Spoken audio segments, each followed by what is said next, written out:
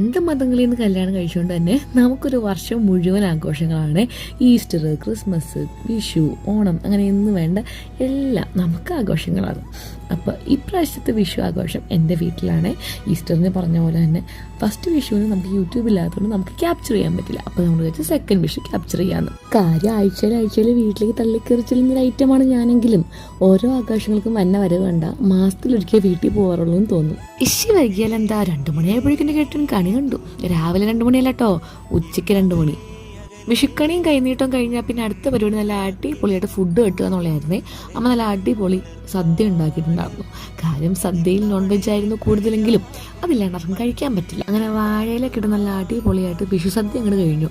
അങ്ങനെ വിഷു സദ്യ കഴിഞ്ഞാൽ സാധാരണ ഉറങ്ങാറാണ് പതിവ്. അപ്പം നമ്മൾ വിചാരിച്ചു ഇത്രയും കഴിച്ചതല്ലേ, എല്ലാവർക്കും കൂടെ ഒരുമിച്ചിരുന്ന് ഒരു സിനിമ കാണാൻ വിചാരിച്ചു. അങ്ങനെ ഈ പുതിയ സിനിമ OTT ഇന്നലെ വന്നുള്ളൂ. അപ്പം അത്രയായിരുന്നു നമ്മുടെ വിഷു വിശേഷങ്ങൾ. അപ്പോൾ അടുത്തൊരു വീഡിയോ കാണുന്നവരെ ബൈ.